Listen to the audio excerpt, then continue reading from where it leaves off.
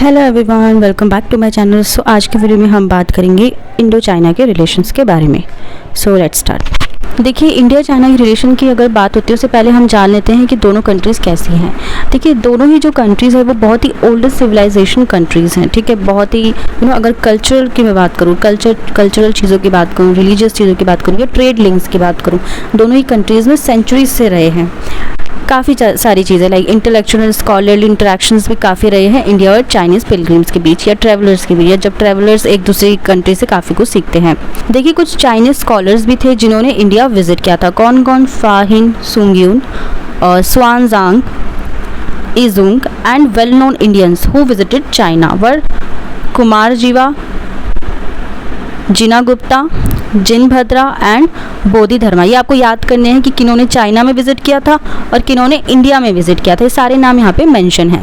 Even in the modern history of the world, India and China emerged as independent nation states about the same time.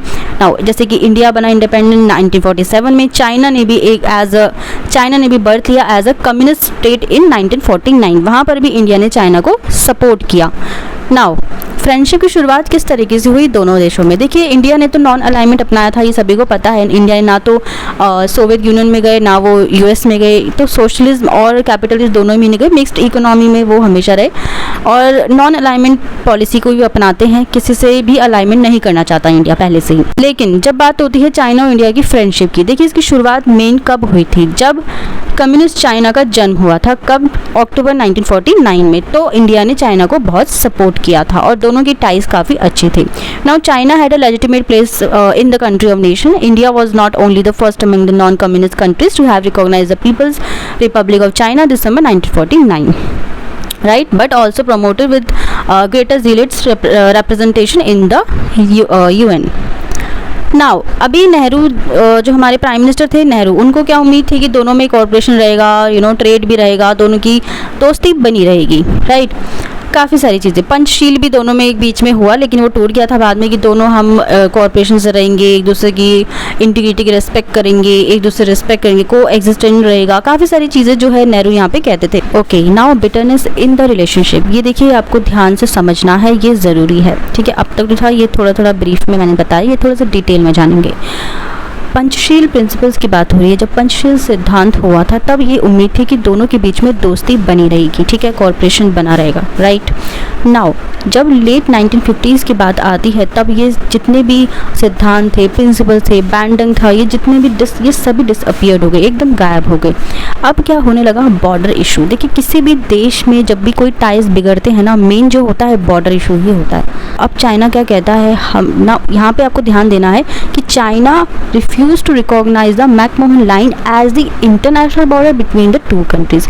अब उन्होंने यहाँ पे मना कर दिया इस चीज़ को रिकॉग्नाइज करने के लिए, मैकमोहन लाइन को as the international border between the two country. ये मतलब कि एज अ इंटरनेशनल बॉर्डर मानने के लिए ही मना कर दिया था मैकमोहन लाइन को दोनों कंट्रीज़ के बीच में। दूसरी बात यहाँ पे आती है, चाइना ऑल्सो क्या क्लेम करता है कि अक्साई चीन रीजन जो है वो कश्मीर का एरिया है, originally belonging to its Sinkiang province. ठीक है, ये सिंकियांग प्रोविंस से बिलोंग करता है, तो यहाँ से ही टाइल्स बिगड़ने लगे। नाउ, थर्डली अगर मैं बात करूँ, China reverse its policy and begin to challenge Kashmir accession to India. Now, Kashmir का असेशन को चैलेंज भी करने लगा कि अब ये बात क्या हो रही थी कि ये भड़काने वाली बात है कि इंडिया और पाकिस्तान के रिलेशन जो है पहले से ही ख़राब थे और चाइना जो है आग में घी डालने का जस्ट काम कर रहा था।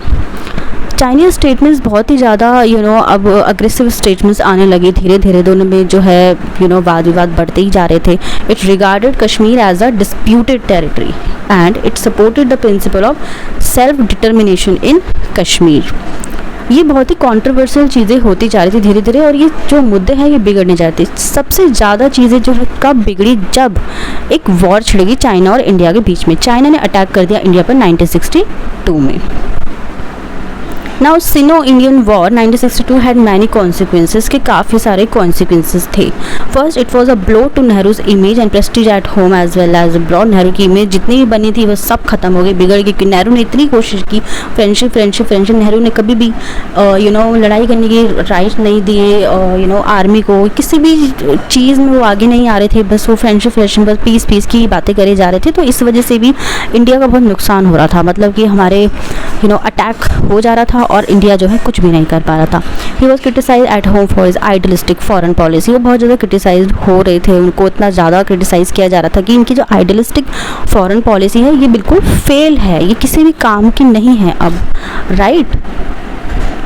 और इस तरीके की पॉलिसी कभी भी काम नहीं आ सकती। इंडिया की इंटीग्रिटी को अगर मेंटेन रखना है तो बिल्कुल हथियार उठाने ही पड़ते हैं। ये आइडियलिस्टिक फॉरेन पॉलिसी यहाँ पे नहीं चलेगी। Secondly, India's non aligned policy was compromised and Nehru had to make a personal appeal to the West, specially to the US for military assistant. Now उन्हें पर्सनल अपील भी यहाँ पे करनी पड़ेगी कि हमें मिलिट्री असिस्टेंट यहाँ पे चाहिए। Now the third, the defeat of the Indian military had an adverse and traumatic impact of the moral of the soldier. India हार जाता है जब, तो फिर अब ऑफ कोर्स यहाँ पे इमेज का भी फ़र्क पड़ता है और काफ़ी सारे इंडिया की संप्रभुता पर भी फ़र्क पड़ता है। इसी के अलावा India lost 38,000 square kilometres of its territory to China, यानी 35,000 square kilometre in north eastern part and 3,000 square kilometre in the western sector. In addition, China lays its claims to approximately 95,000 square kilometres of land in India's eastern sector. Now अब अपने India की land पे कब्जा करने के चक्कर में China यहाँ पे होता है और क्लेम भी करता है। इसके बाद जो है टाइज जो है बिगड़ते हैं, आज तक आप देखेंगे टाइज सिर्फ बिगड़े ही हैं। ओके, इंडिया और चाइना के ना मोमेंटम हमेशा से बिगड़े ही है, यानी कि आप देखेंगे 1962 से बाद आज है 2024। अगर मैं आज तक की भी बात करूँ ना तो इंडिया चाइना के रिलेशन जो है वो बिल्कुल वैसे की वैसे ही है, ये सुधर नहीं सकते कभी भी, ठीक है। आप देखेंगे किसी भी मामले में दोनों ही कंट्रीज़ जो है अभी भी ठीक से नहीं बात करती है, अभी भी बिल्कुल एक दोनों में तनाव आज तक बना हुआ है और ये सिर्फ और सिर्फ बॉर्डर डिस्प्यूट्स की वजह से ही है। सो दोस्तों, नेक्स्ट हम करेंगे इंडो जापान रिलेशन। आज के लिए बस इतना ही, मिलते हैं नेक्स्ट वीडियो में। Till then bye bye, take care.